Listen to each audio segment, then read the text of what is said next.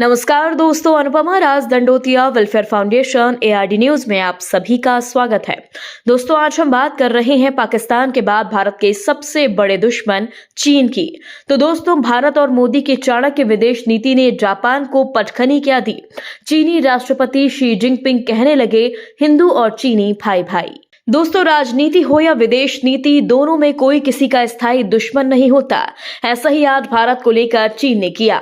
आपको पता तो होगा ही, भारत ने जापान को अर्थव्यवस्था में पीछे छोड़कर पछाड़ दिया है, जिससे चीन को इतनी खुशी मिली कि उसने भारत के तारीफों के पुल बांध दिए और वर्ल्ड स्तर पर भारत के उदय का स्वागत किया। आपको बता दें, चीन ने ये तारीफ साल के आखिरी दिन की और कहा, भारत ने जिस तरह से आर्थिक क्षेत्र में डंका बजाया, कहा भारत ने जापान को पछाड़कर नई पीढ़ी का उदय किया। भारत की बढ़ती अर्थव्यवस्था जल्द ही विश्व की नई बड़ी शक्ति बनने जा रही है। दोस्तों, आपको बता दें, चीन ने भारत की जमकर तारीफें की। भारत के लिए यह 31 दिसंबर 2025 का वह आखिरी दिन बन गया जब चीनी दूतावास ने यह बयान जारी कर कहा कि चीन सरकार को यह जानकर खुशी हुई कि भारत जापान को पीछे छोड़कर दुनिया की चौथी सबसे बड़ी अर्थव्यवस्था बनने वाला है।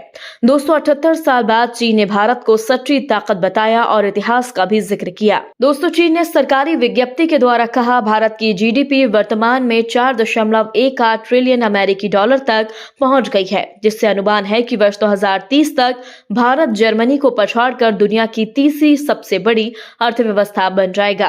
दोस्तों, चीनी दूतावास की प्रवक्ता यू जिंग ने एक्स पर लिखा, यह जानकर खुशी हुई कि भारत जापान को पीछे छोड़कर दुनिया की चौथी सबसे बड़ी अर्थव्यवस्था बनने वाला है।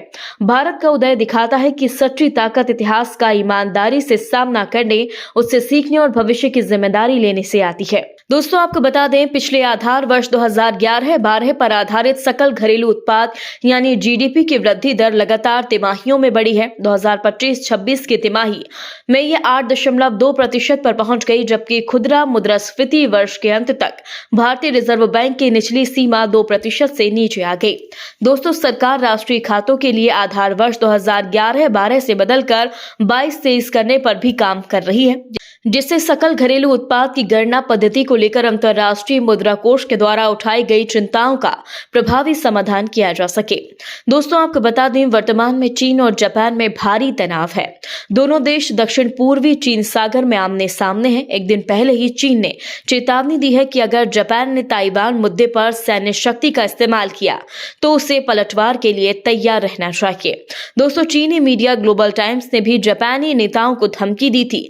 इससे पहले जापानी प्रधानमंत्री सनाए तकाइची ने ताइवान को लेकर दिए बयान पर भी दोनों देशों में बड़ा राजनीतिक घमासान हुआ था। पर जैसे ही भारत ने जापान को पछाड़ा, चीन भारत की तारीफों के बुल बांधने लगा, जो भारत के लिए शायद कुछ अच्छी बात हो सकती है। पर दोस्तों, चीन कब गुलाटी मार जाए, यह कहना भी बेहद मुश्किल है। दोस्तों, इस पूरी खबर पर आप अपनी राय देना बिल्कुल भी ना भूलें। यदि आपने अभी तक हमारे चैनल को सब्सक्राइब नहीं किया तो प्लीज बेल आइकन दबाकर अभी हमारे चैनल को सब्सक्राइब करें। अगली ताजा अपडेट के साथ हम आपके बीच एक बार फिर हाजिर होंगे। तब तक के लिए नमस्कार, जय हिंद।